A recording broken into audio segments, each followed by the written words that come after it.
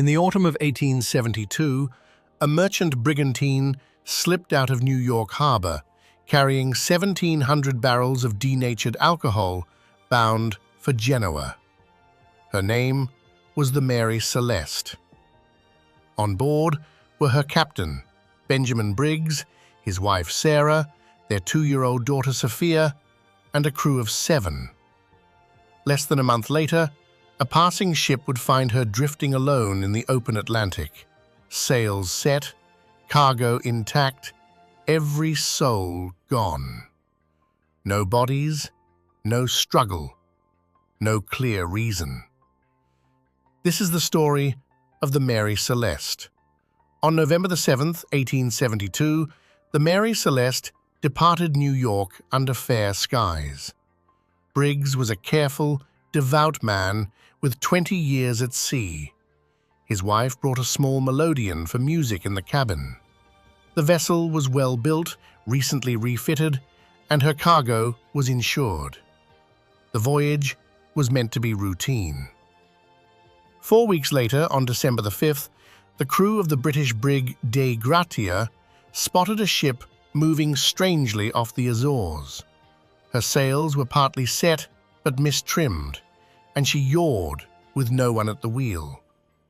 The Dei Gratia's captain, David Morehouse, sent a boarding party.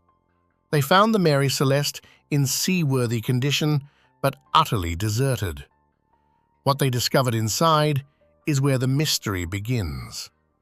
The single lifeboat was missing, suggesting the crew had left deliberately. The main hatch was secured, but 2 smaller hatch covers had been removed and were lying on deck.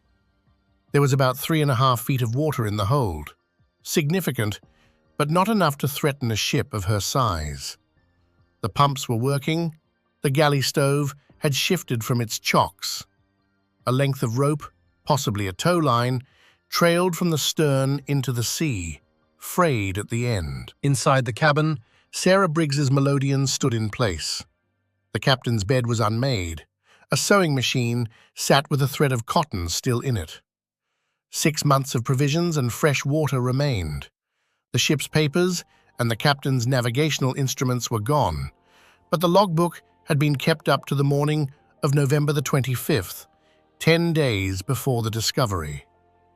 The last entry placed the ship near Santa Maria Island in the Azores, in calm conditions. After that, nothing. Of the 10 people who sailed from New York, not one was ever seen again.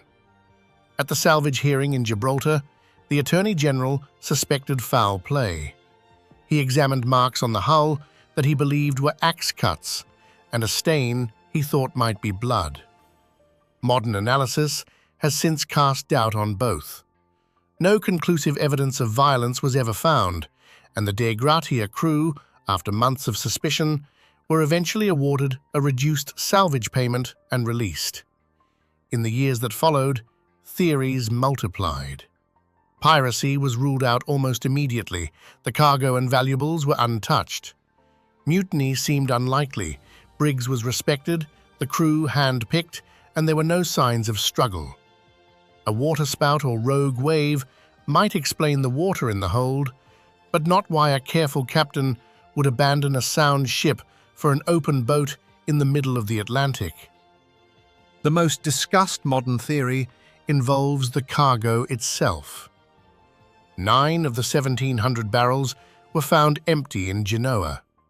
Some historians, including documentary maker Anne McGregor, have suggested that alcohol vapors leaking from those barrels could have produced a sudden pressure release, a loud bang, a flash, or a rush of fumes.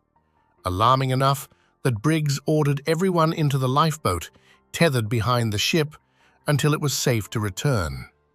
If the tow line then snapped in a sudden wind, the Mary Celeste would have sailed on without them. It is plausible.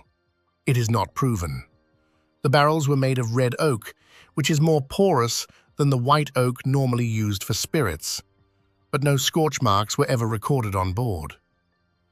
Much of what people think they know about the Mary Celeste is fiction. In 1884, a young Arthur Conan Doyle published a short story called J. Habakkuk Jeffson's Statement, inventing meals still warm on the table, a cat asleep by the stove, and a captain named Tibbs. None of that was real.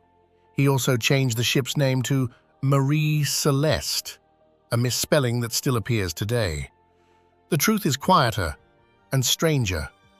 A working ship, a missing family, a logbook that simply stops, and an ocean that for 154 years has kept its answer.